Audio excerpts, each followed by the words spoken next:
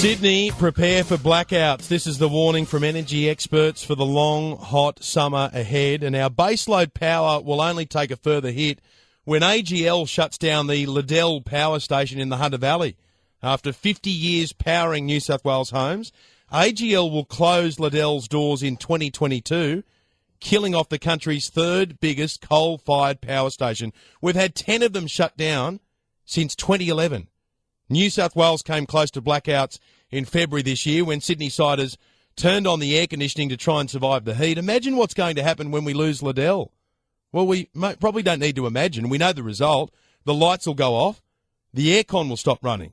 And it's what happened in South Australia. There's a new report handed to the government by the Australian Energy Market Operator which says that closing Liddell in 2022 will leave us with a huge hole in our energy supply. In other words, good luck staying cool in summer and warm in winter. Malcolm Turnbull is desperate to avoid the country going into darkness. He's sitting down with the AGL boss Andy Vesey on Monday to try to convince him to keep Liddell open at least 5 years longer until 2027. But the AGL boss has already got in advance of that meeting and said, no, we've got no intentions of keeping Liddell open past 2022. So what's the backup plan? Well, ideally someone would buy the plant, and this afternoon Delta Energy, the owner of Vales Point Power Station in Lake Macquarie, has indicated that they're open to that idea.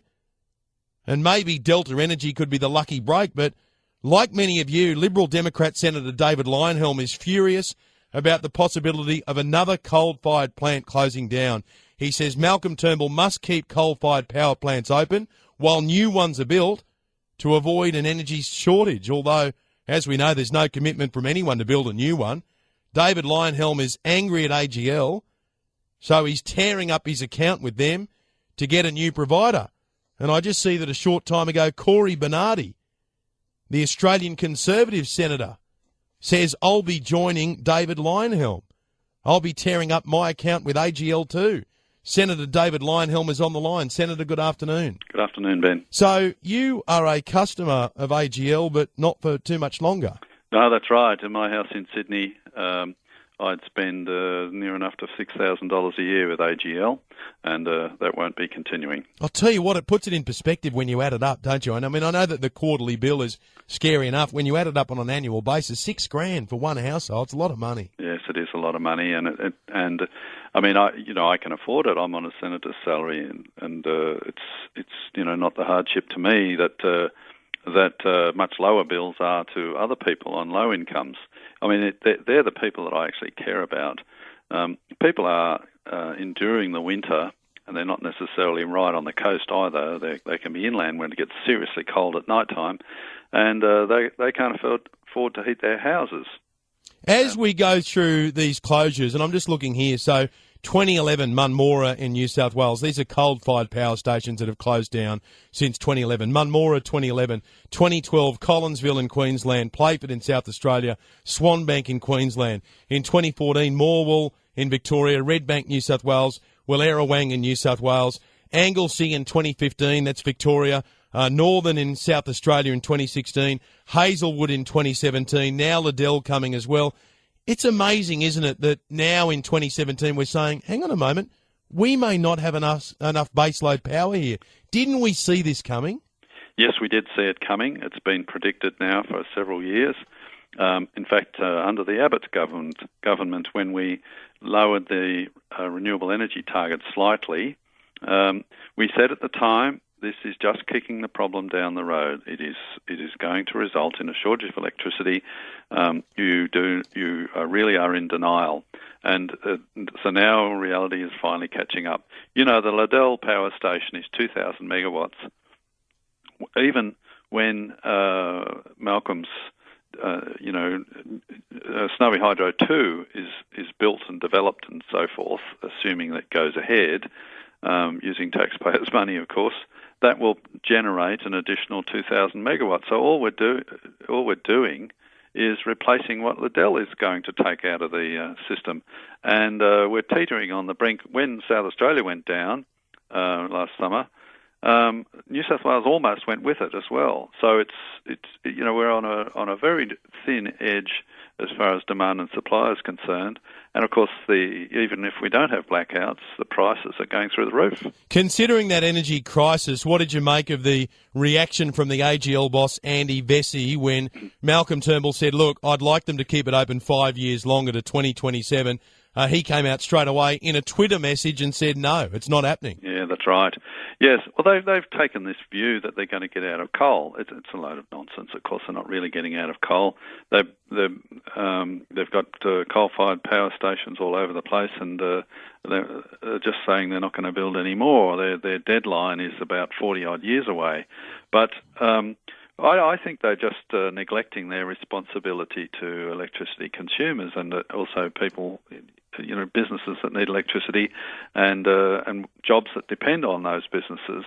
They are not in a free market. They are in a regulated market.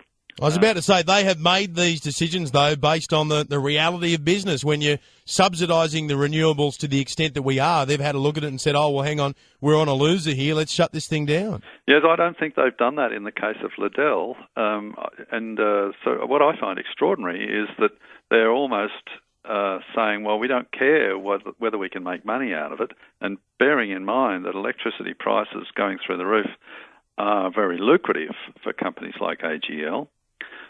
So why wouldn't they be able to make money out of it? Yes, sure, the maintenance costs might be higher than they were a decade ago, but the electricity prices are many times higher than what they were a decade ago. I can't believe that they wouldn't be able to make money out of it. So it seems to me as if AGL is saying, well, we don't really care about that. It runs off coal, therefore we're going to get out of it. Now, I think they have a responsibility to ensure that if they don't want to do it, somebody else can do it. I bet you they can make money out of it. What do you think of the news this afternoon? I know it's early days, but Delta Energy has said, look, we could be interested in buying this plant in Liddell. Yes, I think they probably won't be the only ones that would be interested in it. When you think about it, its value to AGL is just basically scrap value in the real estate. I mean, they want to close Liddell down. What are they going to do with all the generating facilities there? They'll just wreck them all. There's probably some scrap metal value in the material equipment there, and then they're left with the real estate.